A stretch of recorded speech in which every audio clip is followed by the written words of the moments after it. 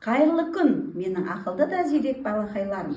Мен сендердің көздерінен ерекше қызығушылық көріп тұрмын. Бүгін біз нағыз зерттеушілер боламыз. Зерттеуші қандай болу керек? Зерттеуші зерек, ақылды және байқағыш болу керек. Қане балалар, бүгін қазір көңіл күйімізді көтеріп, шаттық шеңберіне тұрып алайық. Келе қойыңдар.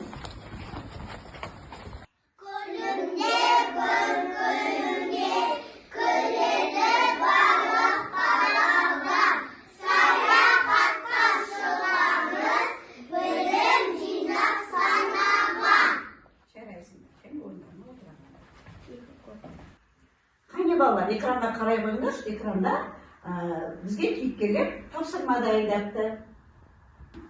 Сәлем кішкентай зерттеушілер. Менің атым Саят. Сендерді көргеніме өте қуаныштымын. Балалар, сендер ойланып көрдіңдер ме? Неге кей жануарлар аппақ? Неге кейбірінің жүні қалың? Неге кейбірі тез жүгіреді? Себебі табиғат әр жануарды өз мекеніне бейімдеп жаратқан. Мысалы, аю суыққа төзімді, түйе шөлге шыдамды, қоян жылдам қашады. Сәлем батыл зерттеушілер. Мен Санжар. Бүгін біз сендермен бір үлкен құпияны ашамыз. Әр жануардың дене мүшесі оның өмір сүру құралы. Қалың жүн суықтан қорғайды. Ұзын аяқ жылдам жүгіруге көмектеседі. Өткір тіс қорегін табуға көмектеседі. Балалар, Саяның бізге сұрағына жауап берейік. Қандай жануардың жүні аппақ екен? Қайда бар жүні? Қоянның. Қоянның жүні аппақ.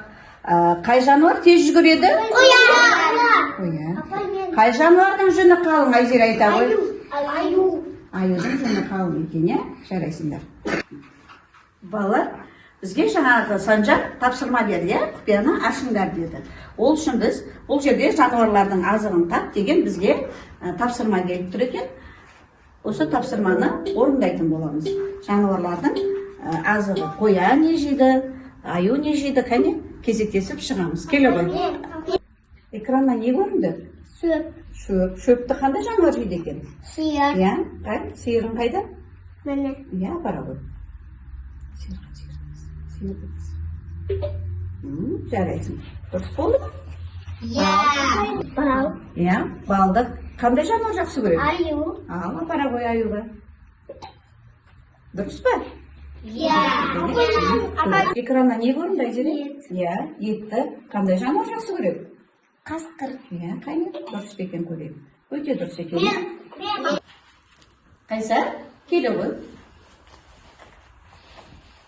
Экраннан не көріп тұрмыз? Сүт. Сүтті қандай жануар жақсы көреді? Матық. Әне мысыққа бере қойшы. Дұрыс па?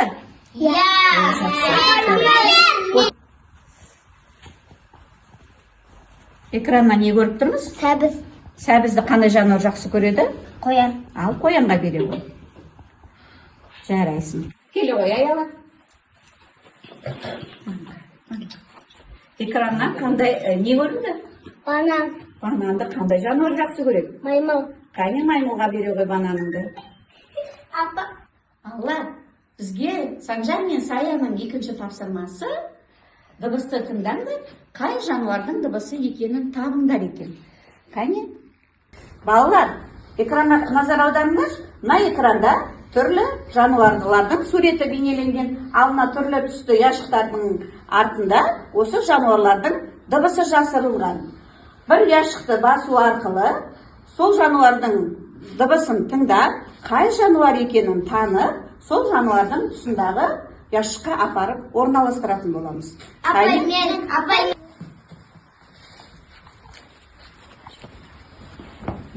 Бір ұяшықтардың бірін баса ғой, дыбысын тыңдай ғой. Ненің дыбысы екен бұл? Аю. Апара ғой аюдың тұсына.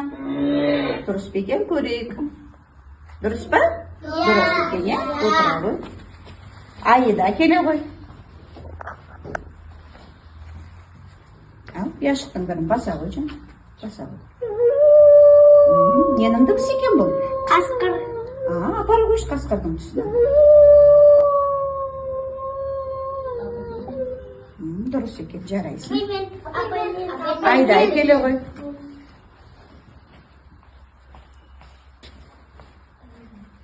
Иә, ал бір ұяшықты басады. Қай жануар екен? Арыстан екен. Дұрыс айтасың.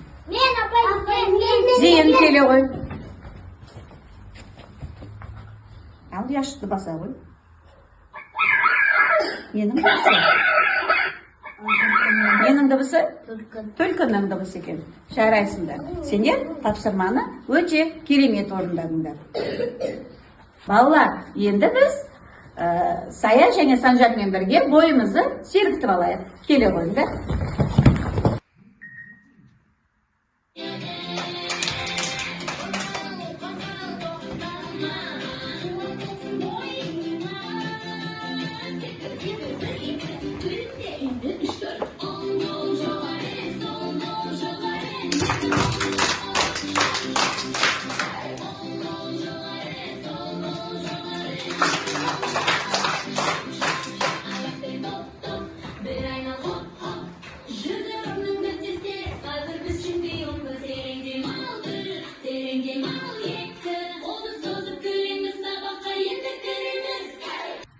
Балалар, біз бойымызды жақсылап сергітіп алдық. Енді зерттеу жұмысын жасау үшін біз 3 топқа бөліну керекпіз. Ол үшін экрандағы ағаштарды басу арқылы топқа бөлінетін боламыз. Келе ғой, Нұрасыл.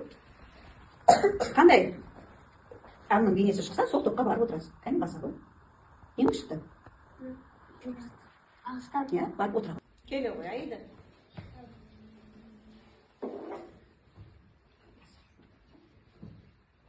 Ненің суреті шықты? Қоян. Қоян. Апай, мен. Баса.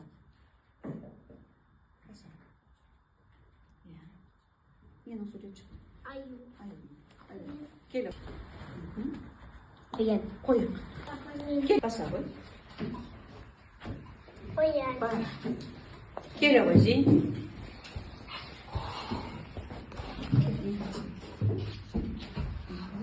Баса ғой. Ненің суреті? Қоян. Бар ғой. Апай, мен.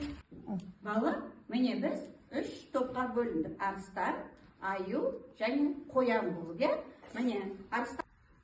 Балалар, арыстандар тобы сендер құмның арасынан үлкейткіш әйнек арқылы жануарлардың ізін табатын боламыз.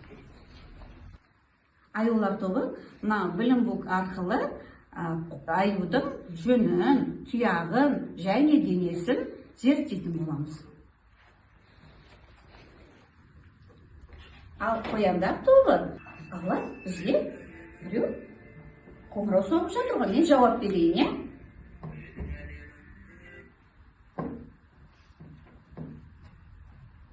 Алло, саламатсыз ба? Алло, саламатсыз ба? Бұл балауса ересек тобы ма екен? Иә, бұл балдырған бақшасындағы балауса ересектер тобы. Менің балам сұр қоян адасып қалыпты. Қоянға көмектесу үшін жарық керек. Көмектесесіздер ме? Балалар, ақ қоян өзінің бауыры сұр қоян қараңғыда адасып қалыпты. Соған көмек сұрапты. Біз көмектесеміз бе ақ қоянға? Иә, ақ қоян. Біз сізге бауырымызды табуға көмектесеміз. Апай, Рахмет сіздерге. Біздің алдымызда түрлі пластик ыдыстар тұр. Осы ыдыстарға мынау мерекелік шамдарды салып, ақ қоянның бауырын табуға жарық шам жасап берейік. Қане бастай қойыңдар.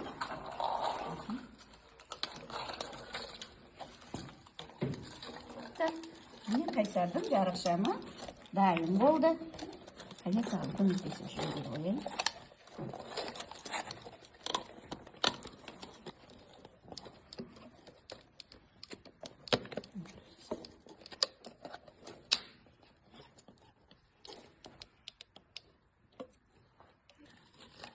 Сендердің шамдарының жарығы әдемі болып жанып тұр екен, иә? Міне. Мынаның да жарық шамы әдемі жанып. Міне біз осы жарық шам арқылы ақ қоянға жол табуға көмектесетін боламыз. Қалай қозғалады? Қоян секіріп қозғалады. Қоянның артқы аяғы үлкен, күшті болғандықтан қоян тез жүгіре алады, алыса секіре алады. Жарайсың.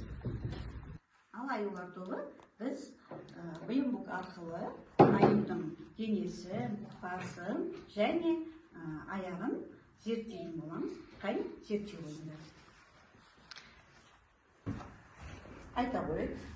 Аяла айта ғой аю туралы. Аюдың жүні қалың болған бас себебі жаңбыр мен қардан қорғайды. Жүні қалың болғаны жәндіктерінен жарақатынан қорғайды. Қысқа ұйқыға кеткенде денесі жылы ұстап тұрады. Жарайсың. Айдай, қане аюыңды зерттей ғой.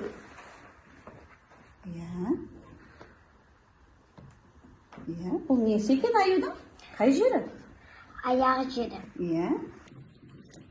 Айдай, сен нені зерттедің? Аю тырнақты ма, әлде тұяқты жануар ма? Тырнақты. Аюдың қалың, күшті табаны бар. Өте өткір және тырнақтары оралға жер қазуға, ағашқа өлмелеуге, қорғануға, қорегін табуға көмектеседі. Жарайсың. Қадиша, сен аюдан нені зерттедің? Қане, экранға жақындатып, аюды зерттей ғой.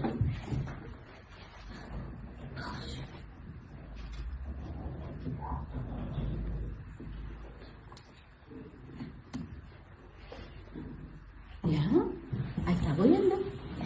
Дене пішіні жұмыр басы, үлкен тұмсығы, созылыңқы құлағы, кішкентай домалақ, аяқтары қысқа, бірақ өте жуан және күшті, жүні қалың, тырнақтары ұзын өткір. Ал балалар енді біз қолымыздағы үлкейткіш әйнек арқылы мына жердегі жануарлардың ізін байқайтын боламыз. Қане, үлкейткіш әйнек арқылы қандай жануарлардың ізі екенін байқап көрші. Құдірет, қай жануардың ізін таптың сен? Аю. Аюдың. Айзере, сен қандай жануардың ізін таптың? Құмның арасынан қандай жануардың ізін таптың? Қоян. Қоянның ізі екен, жүгіріп қашып бара жатыр ма қоян?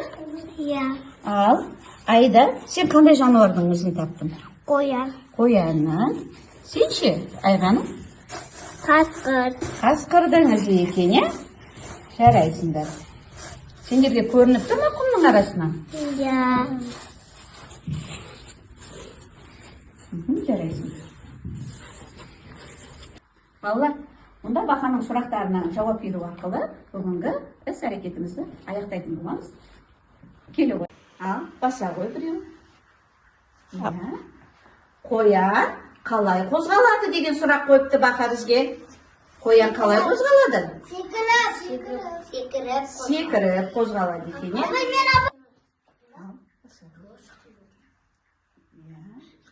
Қасқыр не жейді? Қасқыр ет жейді. Жарайсың.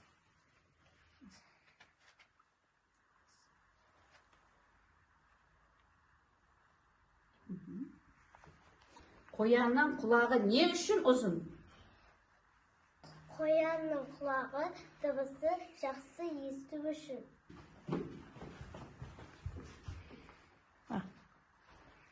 Зейіп, аю қыста қайда ұйықтайды? Өз абанында ұйықтайды. Жарайсың. Іс әрекетіміз сендерге ұнады ма? Олай болса, көңіл күйлеріңді смайлтер арқылы көрсете қойыңдар.